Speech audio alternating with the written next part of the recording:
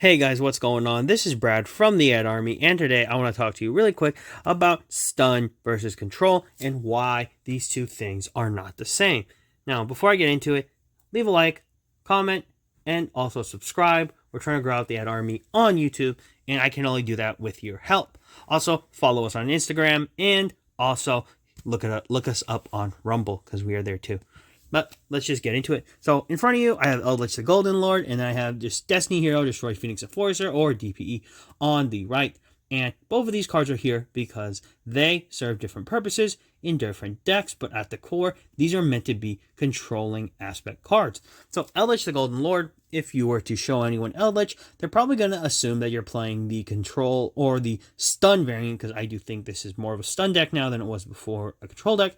This is a stun-based deck that plays tons of floodgates, and most importantly, it runs skill drain like it's nobody's business. So that is one of the main components, but when you look at Eldritch and you look at DPE, both of them actually share very prominent similarities, although they do something a bit different, and the decks that they're played in are different. They do the similar things, and this is their focus on control. And this is the reason I wanted to show them, because these two cards are actually very prominent in their basically controlling based strategies, but at the end of the day, sometimes they get misconstrued for what they can be. Like DPE used to be a generic, fusion card that people would just, or fusion summonable monster, like a Dragoon, and people would just summon it because you could run Fusion Destiny.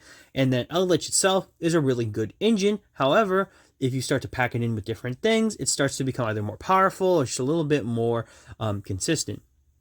So one of the reasons I wanted to show this is that if you read Eldritch's effect, where it discards itself in a spun trap, you're able to essentially send a card from the field to the graveyard, and vice versa. With DPE, you can destroy a Destiny Hero and then another card, and then with its effect in the grave, when it's destroyed, it can reborn a Destiny Hero. The attack reduction effect does matter, but it's only for really heroes. And then Eldritch's summon effect is also very important because it can do that as well as recycling.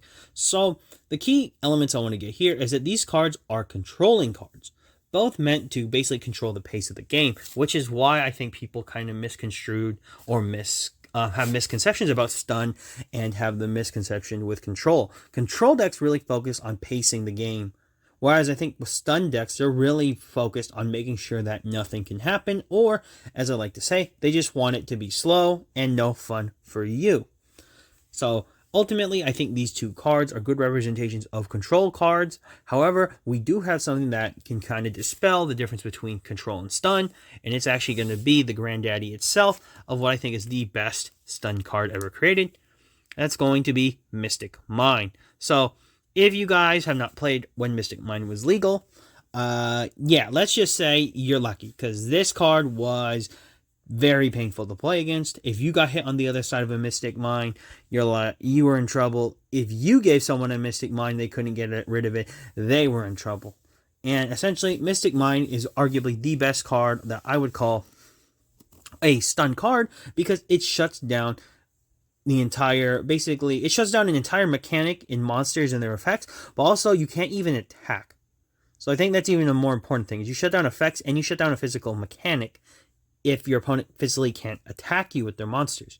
So that's something that very few cards can effectively do, and also on such a powerful level, especially based on a game where we don't really have a lot of decks that just run spells and traps to win their game. There are like maybe one or two I could think of, but yeah, Mystic Mine would basically destroy a ton of decks, because people don't always play back row removal in their main decks, and they're almost always regulated to the side. Now, with Mystic Mine in front of you, I hope this can dispel a little bit of the issues between stun and control. As I have seen at locals before, people talk about how some people are playing stun decks when in reality they're just playing control decks with like a floodgate. And I know this term kind of gets thrown around because maybe people aren't as well versed or well understanding of what the decks are supposed to do, but ultimately it's up to you. Yu-Gi-Oh is a big game and you can make the choices you want, but I hope this helps people that are probably wondering what the difference between stun and control is. If you actually can play against a control deck, you're not in such a bad shape, but against a stun deck, and if you're actually having fun, I don't know what's going on. Maybe they're bricking. So that's all I've got for you today.